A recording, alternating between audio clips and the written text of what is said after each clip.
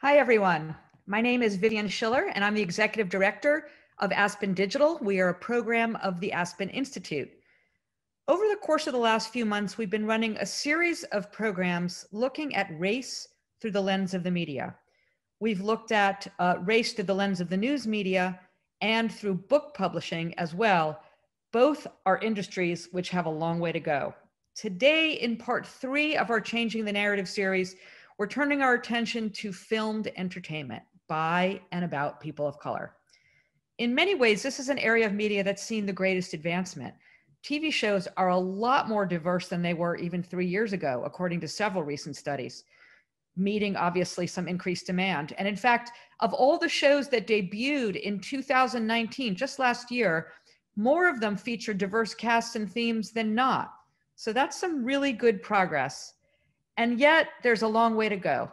For instance, when it comes to directing, only 15% of the top box office movies were directed by people of color.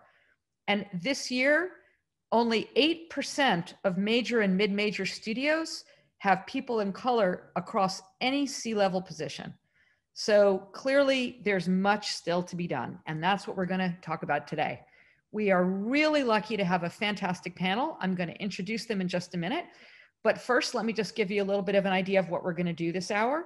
I'm going to, in a minute after I introduce the panelists, we're going to bring them on and we're going to have a conversation, the 5 of us. I've got some questions for them and I can't wait to hear what they have to say. But while I'm doing that, please get your questions ready because in the back half of the hour, we're going to be taking, I'm going to be bringing those to our panelists. So what you do, you're probably all Zoom experts by now. But if you click on, if you go down to the bottom of your screen, you'll see a button that says Q&A. Just click on that. Please enter your question there. I'm not going to be calling on you. I'm going to be reading your question for you. We would appreciate it if you could also include your name and your affiliation, just because it adds great context. If you want to say where you're coming to us from, that's great too. And we'll get to your questions later, but you can enter them, like I said, anytime. Okay, let me introduce our panelists. We have Jill Dickerson. She is the head of unscripted originals for Snap. That's the parent company of Snapchat, and she's leading the development of their docuseries and unscripted videos. She most recently was the senior vice president for programming and development at OWN. That's the Oprah Winfrey Network. She's also a governor for the reality peer group of the Academy of Television Arts and Sciences. That's the Oscars to you and me. John Gibson is the VP of External and Multicultural Affairs for the Motion Picture Association. He established their program, wow, many years ago already, now that promotes and highlights the association and its member studios' multicultural initiatives and manages the MPA's partnerships with national civil rights and multicultural groups. We have Samata Nara, who is the Senior VP of Enterprise Inclusion and Content Strategies for Warner Media. That's a new role for her. We'll hear more about that shortly. She is responsible for facilitating the advancement of equity and inclusion in storytelling across the company. Prior to joining Warner Media, she was Senior VP of Comedy Development and Current Programming for Fox. She is the president of the board of Film to Future, which is a not-for-profit providing equitable access to the entertainment industry for underrepresented LA youth. And finally, Win Rosenfeld. He is the president of Monkeypaw Productions. He oversees the Monkeypaw Productions, which of course is Jordan Peele's company that he founded together with others. Win oversees the company's diverse slate of film and television productions and is executive producer of The Twilight Zone and Hunters and a producer on Monkeypaw's upcoming film Candyman, for which he is also co-wrote the screenplay along with Jordan Peele and the film's director. Prior to joining the company, Win worked for a number of different outlets, including at NBC and elsewhere with me. So I've known Win for some time and I'm so thrilled to see him here today. Okay, we are going to get started. We've got everybody now with us, so welcome. Thank you for being with us. So let's just dive right into the conversation. Samana, I'm going to begin with you. So you're new to Warner Media in a new position. So what practices are you planning to implement to diversify programming across Warner Media? Again, focused on film and television. Awesome. Thanks for having me. It's so awesome to be here. So listen, there's a lot of things that we're doing, but I should start with the fact that I just recently got here and there's been a lot of great work being done here before I even got here. We had so many access programs for our writers and directors and producers and so many things across the board that we were working on. We had the WB Writers Program and HBO Access. So much great work that's already been done, at the company. As we're moving forward, our goal is truly just to scale this globally, honestly. It's not just about marginalized audiences here in the US, but as we move to a global business, it's about marginalized audiences everywhere. And how do we look at the talent that we're working with? I'm so happy to be on a panel with Win, who we're already working with, and the great work that they're already doing for us with Lovecraft Country. So for us, it's really about amplifying the already good work that we're doing over at Warner Media between HBO and the Turner networks. And, it's so fun to have sports and all the other different opportunities to amplify voices throughout our company. Great. And what were you, you of course were most recently at Fox. What learnings from your work at Fox do you plan to bring over to Warner Media?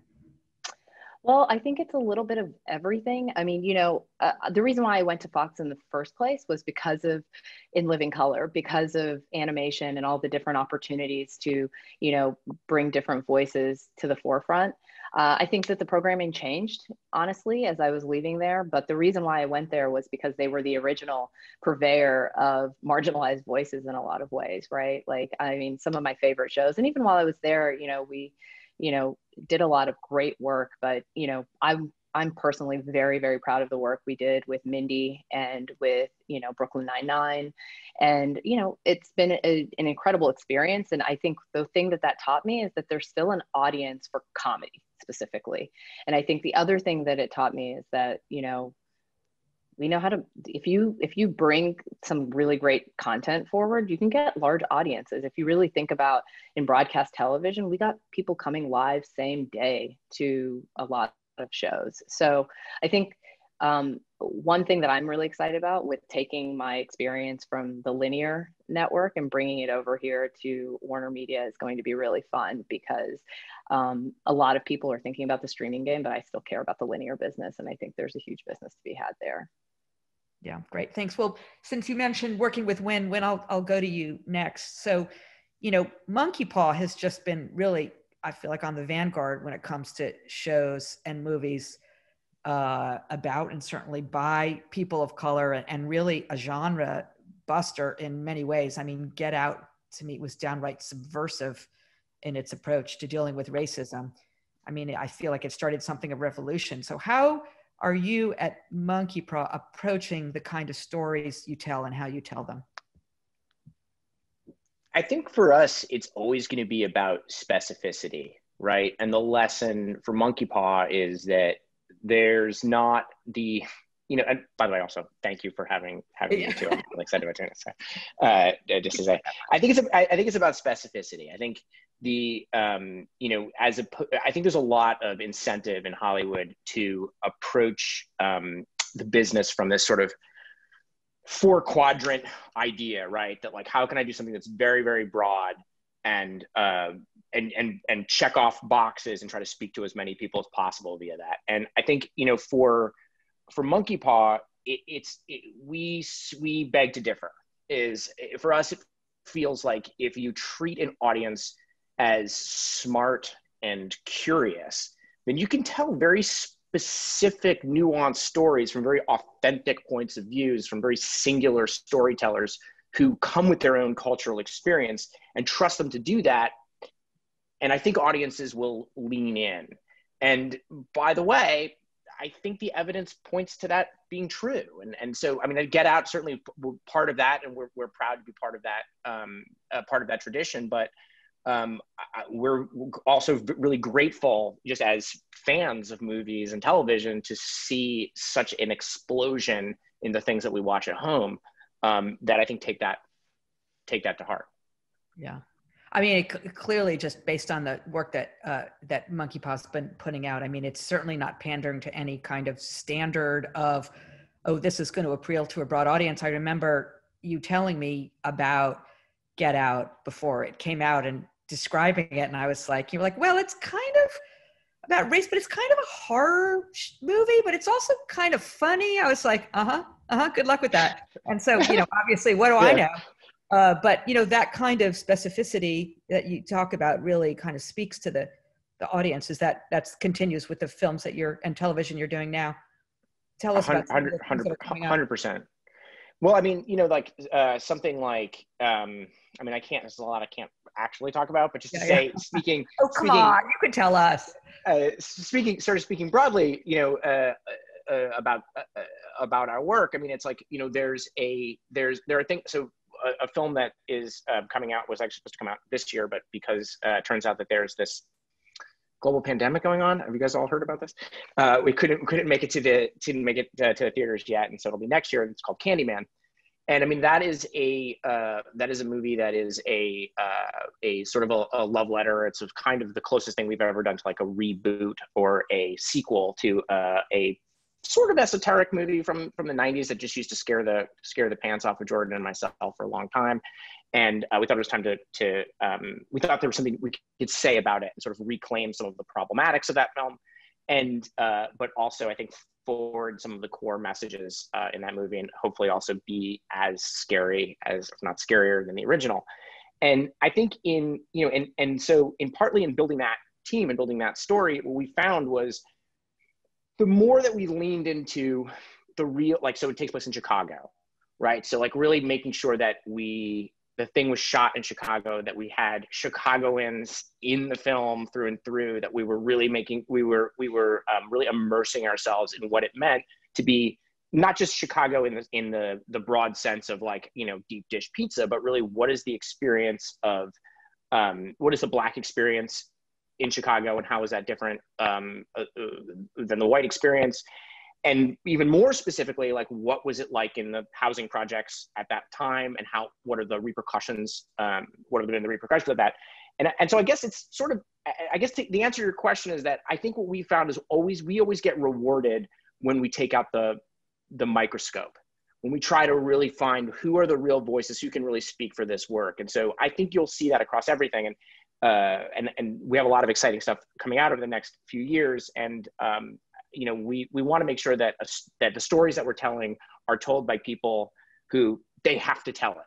They have to be the person. And Nia DaCosta, the filmmaker of Candyman, it lived and breathed so much of what's going on in that film. And it's really it was really us kind of letting her do her thing because she crushed it.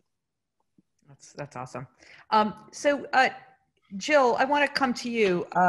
I know you're now at Snap, and we'll come to that in a little bit, but I want to ask you about your decade-long experience in programming developing at OWN, and talk to us there about sort of the roots at OWN of developing content for diverse audiences, or about themes that touch upon underrepresented communities, and how did you approach that work? Well, it's fascinating because when I first started at OWN, thank you for inviting me today as well, of course. I'll just assume you're all happy to be here. If it's okay, you're good. But when I first started there, the demo that we were going after was the same demo that had done so well. I'm going to change my light a little bit. Sorry about that. Yeah. But that they had focused on more on the Oprah Winfrey Show, which was women 25 to 54. But after a couple of years of looking and doing market studies and seeing where the opportunities were, we realized that the people who were least represented across unscripted, which is my field, on television, were African Americans. And there was an opportunity there to try to figure out how to tell diverse stories, not just to say, oh, we can do the lowest hanging fruit. We can show people, screaming at each other and, being dramatic, but how do you show diversity within diversity? So for us, that became the biggest challenge and the biggest goal and the biggest opportunity. And it was exciting to start with, shows like Welcome to Sweetie Pies. We started with African-American families, and then to move into shows about relationships. When we did a series called Black Love, that was a documentary series focusing on African-American relationships, all the way from newlyweds through people who'd been married for 70 or 80 years. That was where I think we really discovered the sweet spot of figuring out how to tell stories of all different varieties. Because what we were trying to do was counteract the stereotypes, counteract the popular notions of what it means to be Black, what it means to be Black in America, what it means to be Black in a relationship. And when you don't assign yourself the project of just getting a quota, a certain number of stories about people of color, but instead allow yourself a panoply, to allow yourself to create a full landscape, that's where you start to do the job that I think we need to do. I think that another thing that we discovered was really important for us was, you know, in addition to working with the traditional companies that we knew and loved, who everybody was working with, we realized we had to go out and make sure that if we wanted to tell Black stories, we were finding Black writers, finding Black producers, finding Black storytellers, and also empowering young production companies that maybe hadn't produced anything else before. You know, maybe they were green. And by the way, there are green production companies of every single background. I've worked with a lot of them. They all need handholding. They all need help. They all need the opportunity to make some mistakes, but figure out how to tell their stories with great partners. So we were also very proud that for the majority of our unscripted shows, you know, we were working with either showrunners of color, or we were actively sourcing out production companies with executives of color or that were run by people of color. You know, obviously I was in, you know, the very fortunate position of being at a network that was headed up by Ms. Winfrey, a woman of color, but that doesn't mean that these things are obvious. It doesn't mean that you don't have to keep trying, and it doesn't mean that you don't continually look to source the pipeline, frankly, you know? And so at the end of the day, we always, and people always say, oh, but you know, are you gonna pick the best person for the job? At the end of the day, when it comes to telling stories, the best people for the job are the people who have a personal connection to those stories. So we would always look for ways to incorporate them into that process and empower them. Yeah, it's a lived experience. And how do you think, with the shows that you were developing there, how did you think about the audience? Who was the audience that you intended for these shows, and then who turned out to be the audience? So, you know, that's where we go back to the demographics of it all. So in the beginning, it really was women 25 to 54 of all backgrounds that we were looking at. But our early research showed us that there was a different audience for the talk show than there was for radio programming with Ms. Winfrey, than there was for O Magazine, than there would potentially be for a cable network. And so once we understood who was watching, we knew, okay, well, then let's cater to that audience. And, you know, one of our earliest exercises that I loved was we all went to, you know, this retreat for the weekend, and Ms. Winfrey was there, and the marketing team had put together pocketbooks. And every single pocketbook for every table had, you know, maybe a Bible in it or some cookies or a magazine, things that would describe who that viewer might be, so that we could really immerse into who are these people who follow her? Who are these people who are inspired by her brand of storytelling? And how can we speak better to them? How can we make sure that we're not only telling stories we want to tell, but telling stories that they want to hear? Because that's another big piece of this. It's not about what we want. It's about, you know, she would always say, you've got to meet the audience where they're at. And the goal would be to figure out what stories they were invested in, what stories they wanted to learn about, you know, what parts of themselves they felt weren't being represented or shown, and to find ways to do that. So there was always, you know, a great amount of intentionality behind it. When we would have people come in to give pitches, the first question would always be, why do you want to tell this story? And why do you need to tell it now? What's the intention behind it? Oh, it's interesting, both you and Wynn talking about that incredible passion and that burning need to tell that particular story or see that particular vision through. John, I want to turn to you now. So you're with the Motion Picture Association. You might want to just briefly explain what that is for folks who don't know. But tell us how you're working with the member studios to address, you know, the pipeline recruitment opportunities from underrepresented communities in the industry, both, you know, behind the scenes, on camera, and in terms of the stories that they're telling. Thanks, Vivian. And again, thank you for having me. So the Motion Picture Association, formerly the Motion Picture Association of America, is the trade association of the global film and TV industry, global film, TV, and streaming industry. Specifically, our members are the 5 legacy studios and Netflix. So you have Netflix, you have Disney, Paramount, Sony, Universal, and Warner Brothers. So we work in the advocacy arm. We're headquartered here in Washington, D.C., where our studios and our largest office is in LA, the LA area. So what I do, back in 2012, I created our inclusion and multicultural outreach program, which is now morphed into our diversity, equity, and inclusion program. Why? And it's important to know we did that 3 years before Ostrich So White, 5 years before Me Too and Time's Up. I grew up in Washington, D.C. I grew up in the parts that when you see movies and shows about the city, you don't see my community. And even when there were shows, again, you didn't see my community. You didn't see the diversity of it. You didn't see the complexity of it. And film and TV always had a really important part in my growth. They were escapism, aspirational, inspirational. So after doing civil rights and corporate social diversity, responsibility and corporate diversity, when I got to to MPA in 2012, one of the things I wanted to know was, were there people that looked like me from marginalized communities on these studio lots working on diversity inclusion? We didn't hear about them, but I felt that they had to be there. And I found out that they were feverishly working on this, but it wasn't apparent to the public and they weren't telling their stories. And I say this a lot, our studios tell incredible stories, but they don't always effectively tell their story. So my program helps to do that. And again, 8.5 years later, we have almost 45 multicultural partners, many of them the leading multicultural film festivals in the country, like the American Black Film Festival, New York Latino Film Festival, Georgia Latino Film Festival. And I'm on those boards to work, I work on this issue every single day.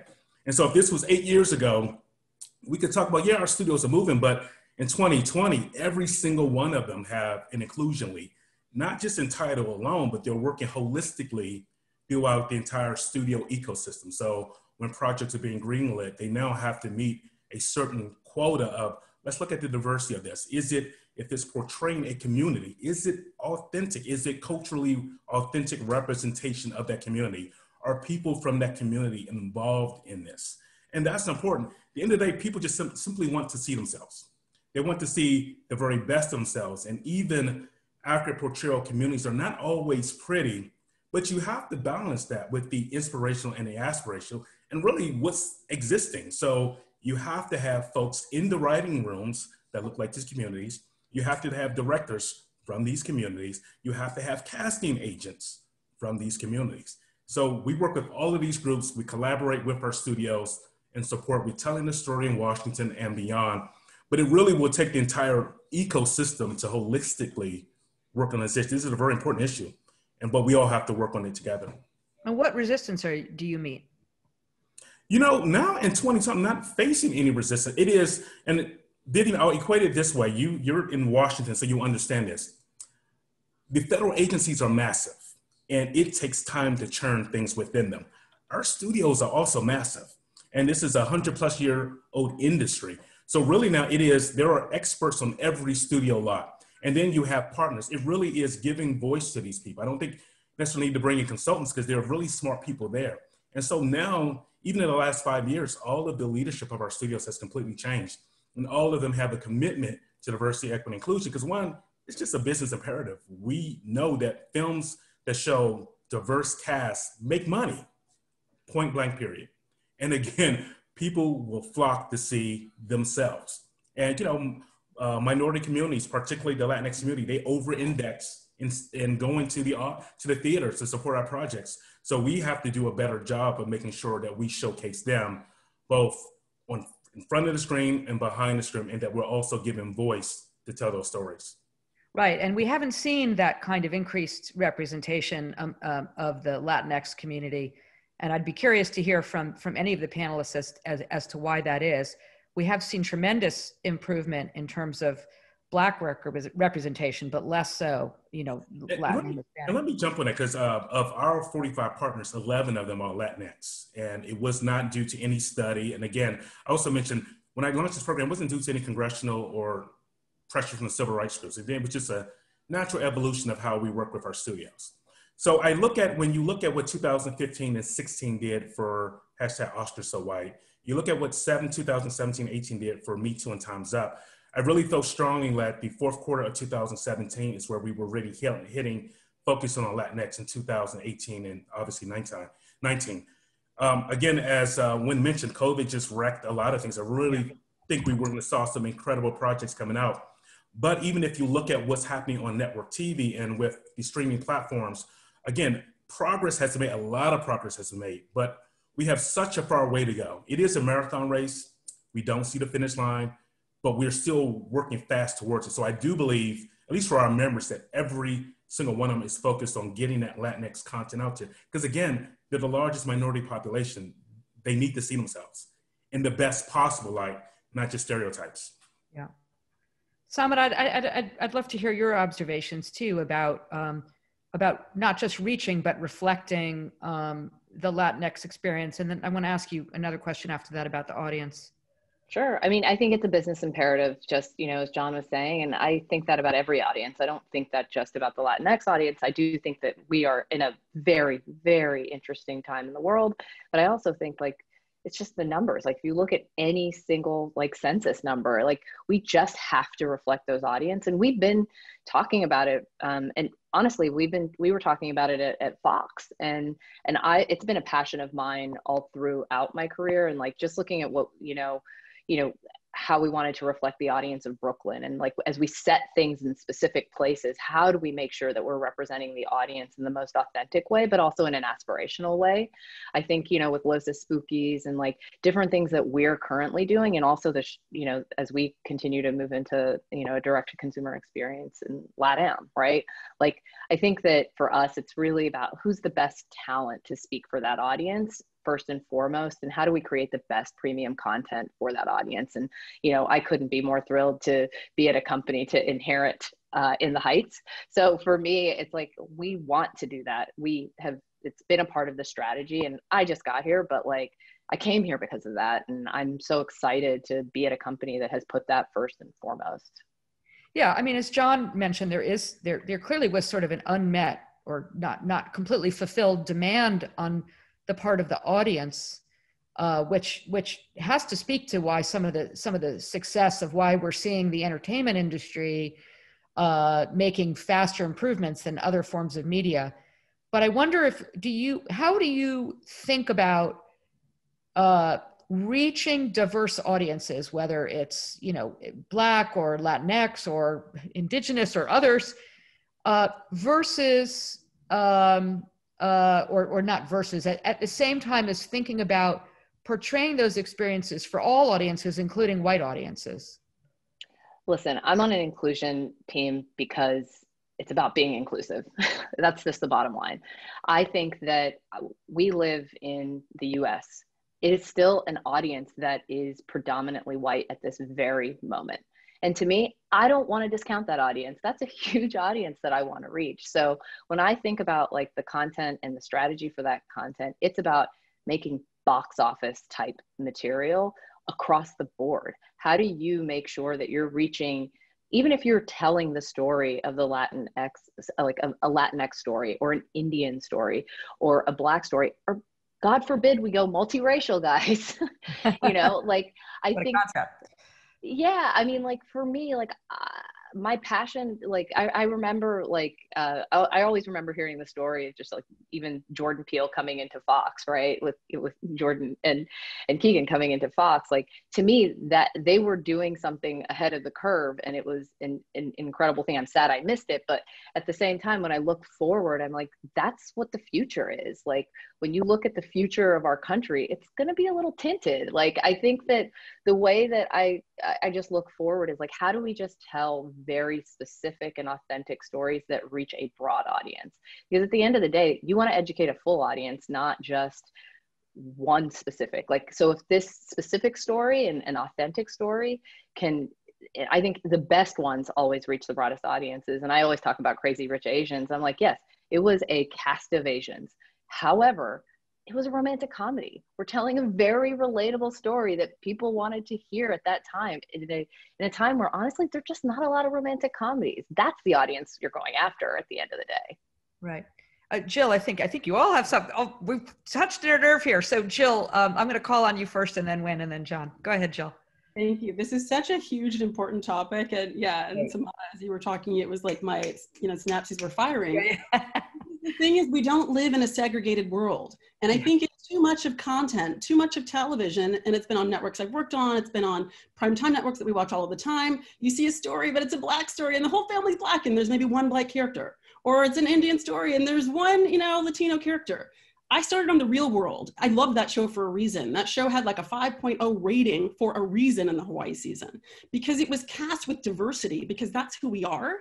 That's who we see when we look out of our apartment doors or down our neighborhood streets. That's who we went to school with. You know, that's who we're married to. That's who's in our families. So I think we need to work a lot harder to stop, you know, isolating these stories and putting them into different groups and just focusing on the humanity again. Somebody mentioned to me once, they said that, you know, if Robert Altman makes a film, it's all about humanity, human characters. If Spike Lee makes a film, it's all about the Black experience. That has to stop, because that projects into the way people market the film. It creates the way people see the film.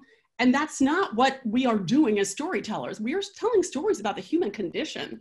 And whether it's a romance in Hong Kong, or, I mean, that wasn't Hong Kong, it was Singapore, but, or whether it's, you know, somebody whose house burns down, we are all the same and we feel it the same. So for me, I feel, you know, throughout my career, the goal has been to just find great stories. But I would say we need to work better at SNAP, for example, to be even more diverse. We have a lot of African-American stories that we're still beginning to tell. We've told a lot of, you know, Caucasian stories, and we'll continue to do so. But Latinx is a huge market. I never forget the Asian market. I never forget Indigenous peoples, Americans, and from other parts of the country or the world. And I think the challenge is, if you don't have executives from those backgrounds, sometimes those stories get overlooked. And if you don't, or maybe can't afford to get executives because you can only have a certain number of executives, then you have got to reach out to production companies that are run by those groups.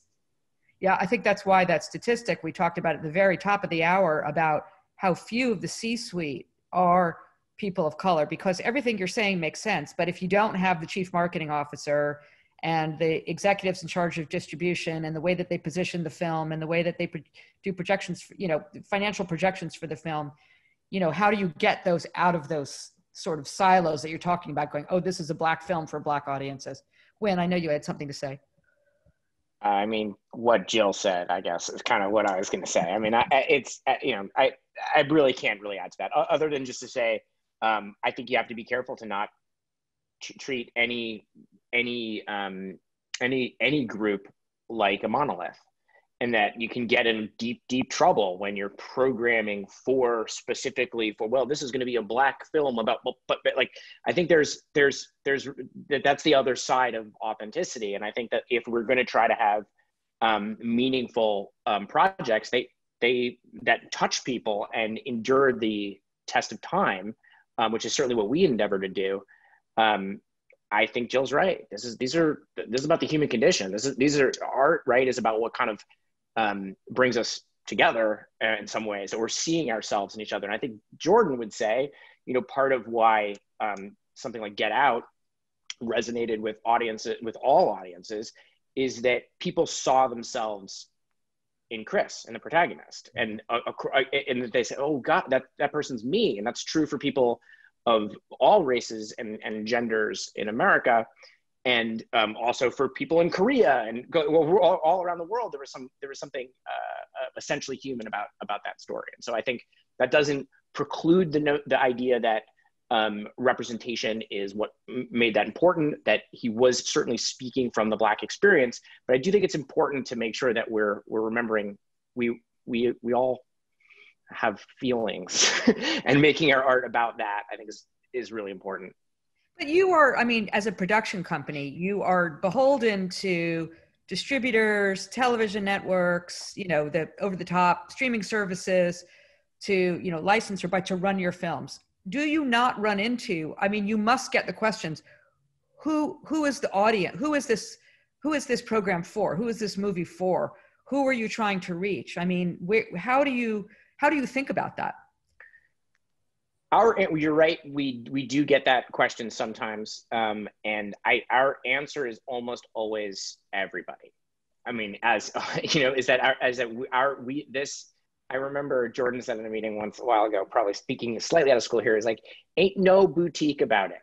Yeah. You know, there's no part of this that we're not trying to. We think, we have faith very much in what Jill said, in that if we can get the human condition right, and we can tell fun, scary, exciting stories that bring you on a journey with flawed, interesting, aspirational characters who mess up sometimes and succeed sometimes, that we think people will turn out, and you know, we're happy and consider ourselves very lucky that that turns out that we might be right.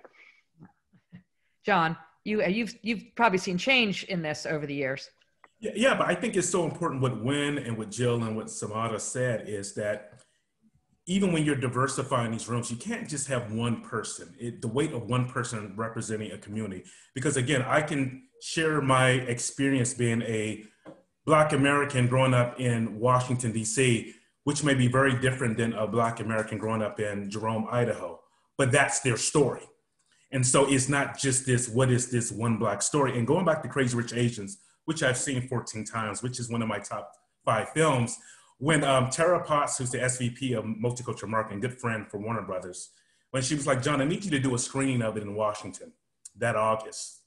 And we had 250 people. And she said, you know, invite all of your Asian American Pacific Islander partners, but don't just invite them. Bring your whole network of civil rights and multicultural groups. So we had like 250. The non-Asian community folks that saw it, like, oh my God, this is not what I thought it would be. I absolutely love this movie. And then they went all on social. It just resonated. It is what Will Packer said when he released a photograph earlier this year. It's not a Black film. It's a love story with Black leads. And that is the difference. And so now we have to now get to these critics, and they have to diversify because, so, you know, as I was growing up, they would easily tag something with Black leads that's urban. And if you are in rural America or middle America, you see urban, you're thinking, oh, it doesn't connect with me. And most times it did, you know. So we've seen so many white-led projects that we could all identify. But like, I love Yellowstone and the Paramount Network. I love the inclusion on that cast. But we've seen so many. So now it's important that we showcase similar stories with leads from multicultural and marginalized background, but it's a shared story. So that's why having more than just one to be in there, because it's an awful thing to have one person carry the weight. If you're in a room of 20 and you're the only one carrying the weight of, depending on what group you represent, millions of folks in their ideas and their thoughts. And as Wynn said, we're not a monolith. So that's important, and that's what the messaging is now getting across, and that's what I'm happy about. And people are getting it. So I've got a couple more questions. Oh yeah, Samana, go ahead. I was just going to say, just to build on what you were saying, John, is that like we can't obviously put the onus on, you know, the one person in the room, and it's why it's so important that we have to have people, but we also have to like look into their experience and their actual background. Because one of the things I always joke around about is that like at the end of the day, I'm American. I have immigrant parents. I might identify as Indian, but I truly identify as a hick from Kentucky at the end of the day. Like that's how I grew up. I have such a weird background, and that's the thing I always kind of ask like our showrunners and our executives, and as we're like kind of just talking to people, just like there's a much more, if you just dig a little bit deeper and you really understand someone's background, they might offer something, a whole other perspective to the room. And so it's all the more important to have those conversations and really understand the perspective you're getting, and not kind of be like, oh, I got a Black person in my room. Like that is the one thing that I hope that at the end of the day, as we're moving forward, that we can all think of things a little more holistically. I just want to remind everybody we're going to go to your questions shortly. Just a reminder to click on the Q&A button at the bottom, drop your questions in. We've already got some questions. If you're comfortable doing so, please state your name and your affiliation. It's just always helpful. But Jill, I want to come back to you and just ask you about your work. You know, we've talked about what you were doing at OWN, but I want to ask you about your work at SNAP and how you're approaching that programming. It's obviously a very different animal than, you know, long form television that you were doing prior to this. Absolutely. It's a completely different challenge. I had never worked for a tech company before. You know, I had probably, you know, had too many debates with my daughter last summer, who was about to turn 13, about whether or not she would even be allowed to have Snapchat. But once I realized that they have 238 million users around the world, and realized that all of her friends were on Snapchat and that they had original content, I almost felt like it was this iron wall and I had to get behind it. I had to find out what they were doing and how they were doing it. And I was excited to find that they have both scripted and unscripted. And, you know, what I learned from Ms. Winfrey, as I said, was it's all about intentionality. So I go there in the mindset of an adult, a grown up in the room, a parent who has a child who is the target audience, and knowing that a lot of the young people who are on Snap, who are watching these programs, may not see the world beyond their phone for a very long time. They may not be able to travel. They may not be able to leave their town, let alone their state, let alone the country. So our question is always, how do we promote empathy? How do we tell stories that show them other characters from diverse backgrounds? How do we do that in a way that's character driven so they get into their minds, into their heads, into their hearts? You know, traditionally that would be through great literature. You would read a book, you would be in their head, you would understand what was going on in their lives. Thankfully, with unscripted, we can use confessionals, we can use interviews, we can use voiceover, and we do that with a lot of our content. But so for me, you know, I got there and they were already producing shows like Endless that had a diverse cast. They were already producing While Black with M.K. Asante, which talked about what it was like to be young and gifted and African-American growing up. We're continuing to produce those shows as well as others, and we're constantly saying, how do we diversify the talent on screen? How do we make sure that we have the most diverse crews behind the scenes? And how do we increase the number of partnerships we have with production companies across the industry and across the world to make sure that whether we're making shows here at home or making shows abroad, they reflect the stories of the people who are telling those stories? Yeah. You know, we've got a very interesting question that's come in from the audience that gets at a little bit of what you're touching. It's directed at you, John. This is from Chloe Barnes, who's the lead for curation standards, representation and inclusion at Twitter, working at Twitter, the company, not saying this on Twitter. She asked, what are the types of diversity metrics that studios need to hit once projects are greenlit in order to be considered diverse? Which parties determine what the quote unquote right number of criteria, standards, policies for a project to be considered to have diverse representation? How are we defining diverse, I guess, to put the question another way? Yeah, those are internal, and each studio has their own. Obviously, they don't share those with the MPA because we are not in the creative space, so they each have those. I know what Christy Harbinger, who is at Warner Media and works with Samada, she is aggressively pushing them to do their own studies and even to release them. I think NBC Universal is doing the same. So I can't specifically speak to each studio and what those numbers are, but I know that all of them have made this a priority and have given mandates on how they want to do this. Because again, all of the parent companies are looking at this as well. Every single one of the parent companies, if you look at, 5 of them have all, if Diversity Inc. been the top employers. So again, can't look at those numbers. I haven't seen them, but they're starting now to release them. And I think that's a good thing. Yeah, I think the question more broadly, if I can just interpret it a little bit, is, you know, how do we get out of sort of, you know, box checking when it comes to, you know, diversity in all aspects of productions? And I'm happy for anybody to address that. Samada, you probably have unique experience on that. Definitely.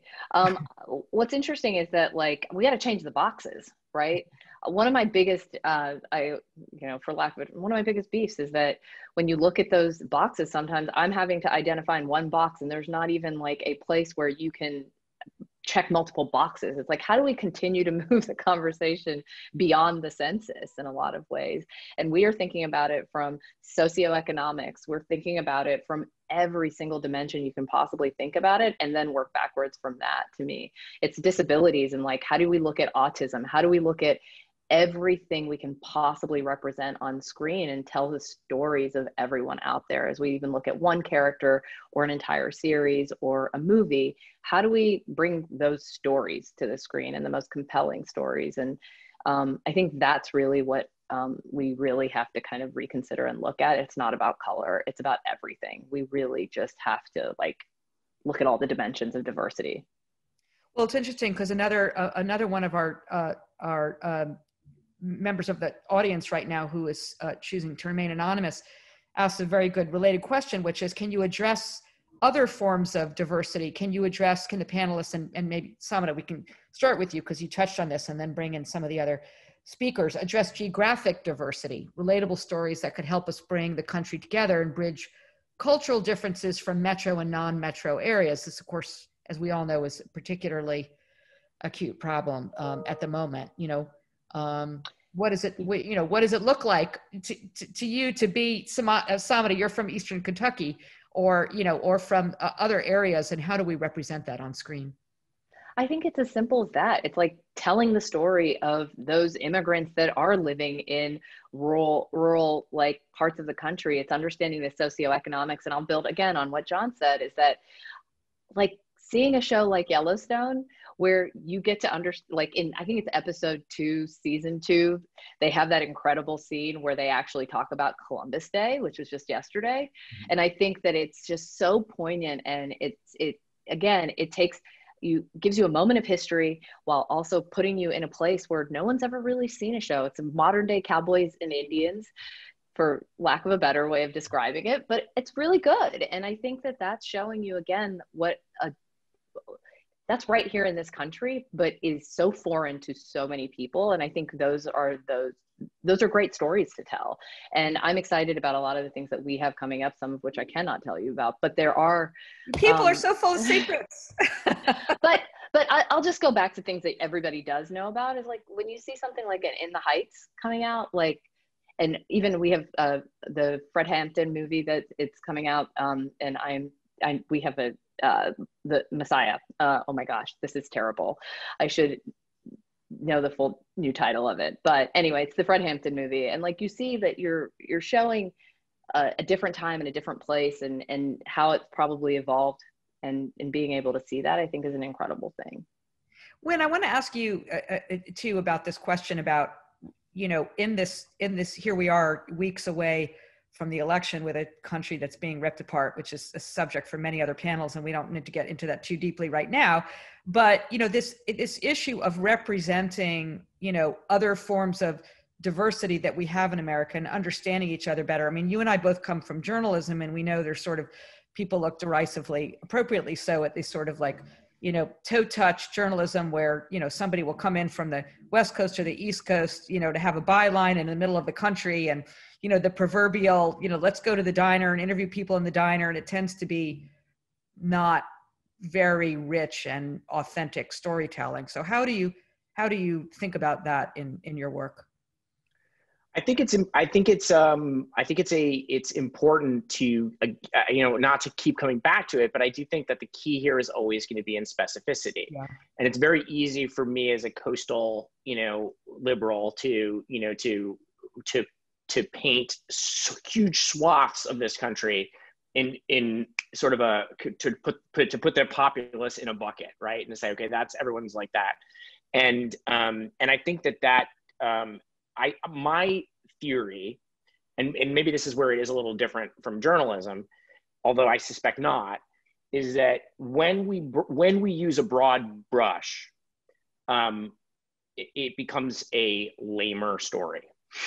It becomes so for us, there are a lot of people now we're seeing. I mean, I think there is a certain, because we've got so many different outlets for creators through YouTube and platforms like Snap and TikTok, even for people to be able to reach out who don't enjoy the privilege of being in one of these 2 or 3 cities and have an agent and a rep that now we're beginning to see. I mean, we're getting submissions from Kentuckians, we're getting stuff that's coming in of people who are just like a point of view that just doesn't fit the sort of the comfortable narratives that we're sort of used to telling our past stories with.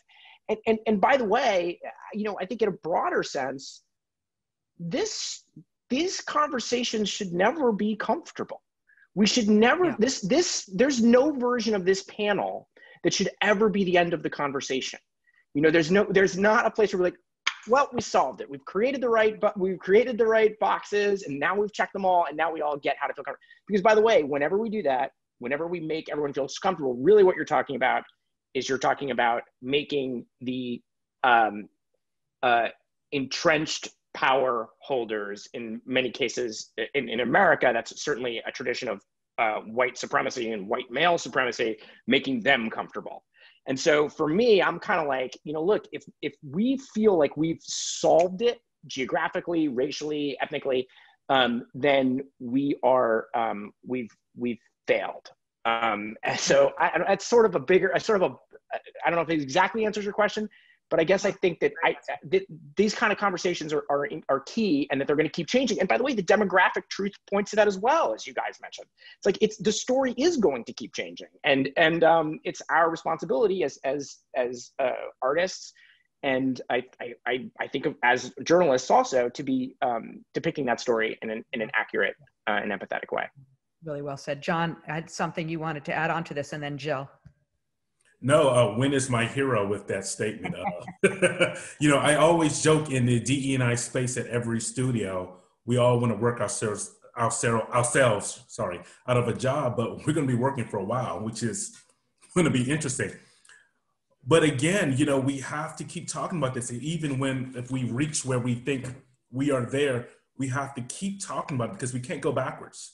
And I always talk about this, this coalition of folks that will hold our studios accountable, and the networks and the streamers, and that's social media. If a project is not representative, people will not go see it, and they will talk about it, and it will not make money. At the end of the day, all of these companies are businesses. And I wanted to address something that you said very early on about the lack of diversity at the executive ranks of our studios.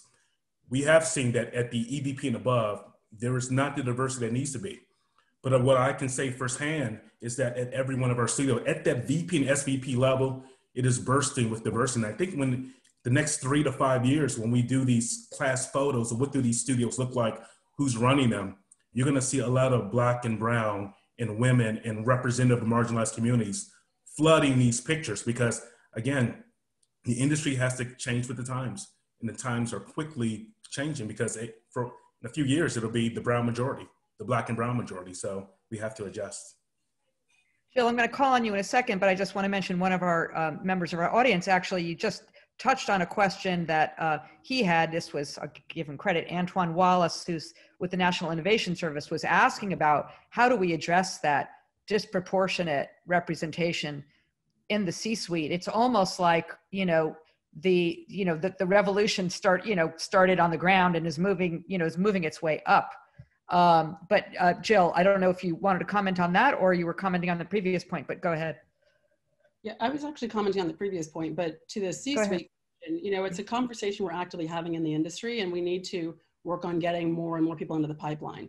Because unless we're encouraging people who are in high school to think about these jobs, unless we're giving internships that are multiple year internships that really lead to actual employment to people in college, we're not going to have the people to hire into the C-suite. So that's a big topic of conversation, like I said. And I was just going to say, back to the different kinds of diversity, I'm on the same page. I love everything all of you have said. I love that question that the audience member asked. When we think of diversity, we think of what do we learn about when we're in our HR trainings about diversity, equity, and inclusion? It's not just about race, it's about gender, it's about sexuality, it's about religion, it's about class, it's about ability, it's about all of these different kinds of things. And, it was interesting, they had a panel at the Academy of Television Arts and Sciences, which gives out the Emmy Award, not the Oscars, but they had that a few months ago. And they were talking about the fact that, in the 70s, there were so many stories about people of different economic levels. And it's hard to find them now. And it's hard to get a green light for them now, because people say, oh, but it's too depressing to tell a story about poor people. And it was like, what is that? Like, who are we to say whose stories are depressing or uplifting? Who are we to say whose stories are aspirational or not? I think, this is back to that human condition point, but, our goal is to try to find stories that are immersive in all of those categories. And that is what I think is so exciting about unscripted television, is that we focus on character-driven docuseries. We're doing one right now about a Black cowboy. We're doing one about a high school in the middle of the country, telling all of their diverse stories. So I think our challenge has to be to look at all of the best stories we can find. If we're not finding them in certain areas, to dig harder and not shy away from things that, to Wynn's point, might make us feel uncomfortable, because we might fall in love with those stories. They may be our very favorite because they remind us who we are. Yeah. There's a question that comes from related to what you're talking about from the audience. This is from, and I'm sorry, I hope I'm pronouncing your name right, Mukunda Sastry, former Netflix content, who was formerly a Netflix content acquisition and now a Berkeley MBA student. Okay, so somebody for that C-suite position that we're talking about. So Mukunda asks, how do we balance these nuanced, targeted stories of which you're all talking about, or win with your specificity, which I love, with performance. Oftentimes I'm just reading the question, oftentimes these increasingly targeted shows and films don't perform as strongly at the box office or on streaming platforms. Sometimes I feel like we have so much to prove to majority groups in the industry for these unique stories. It's interesting.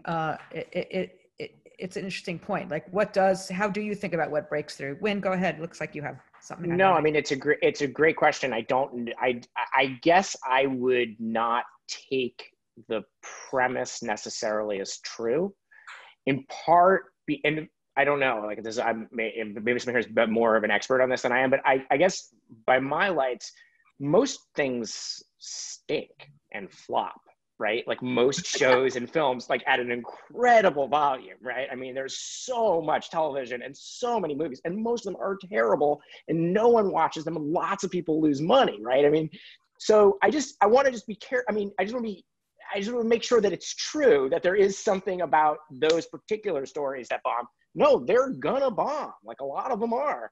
But, you know, movies and TV shows bomb in general. So I would hate for that, I think, to be the lesson, I guess. It's certainly not the lesson I'm taking, but I don't know. I would throw it to my colleagues. Also, a lot of terrible movies that are huge hits, but that's a whole other story. Also true. Also true. Nothing to do with race. Yes, Samana, go ahead.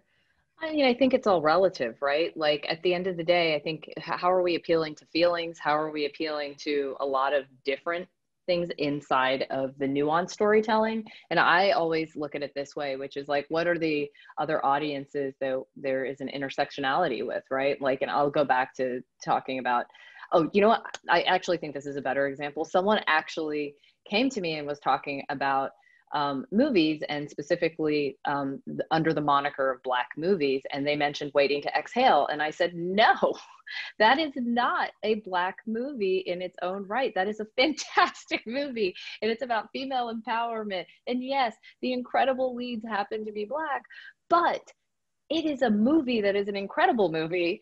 And again, I think oftentimes, and this is going back to when we're talking about marketing, which someone made a great point about marketing, is that it's about how you market something too, right? And to me, that is just an incredible story of female empowerment at the end of the day, not necessarily a Black movie that you only have to cater towards a Black audience to make it a huge success. So I think when we talk about that nuanced storytelling and different things like that, it's looking at how you hit different parts of the audience.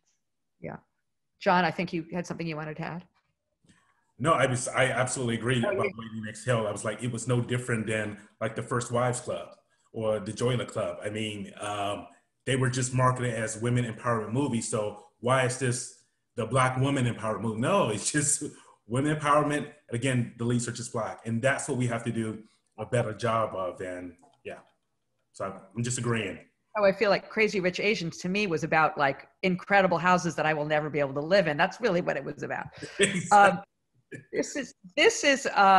We are sadly out of time. There are many more questions. I'm so sorry to the audience. Thank you for being with us that we didn't get a chance to get to. I just want to thank all our panelists for your great insights and your nuanced comments and your specificity on all of the points. It's wonderful to see that there's such impassioned people across all aspects of the movie industry. We're going to be seeing, we're seeing such great progress and yet more to go.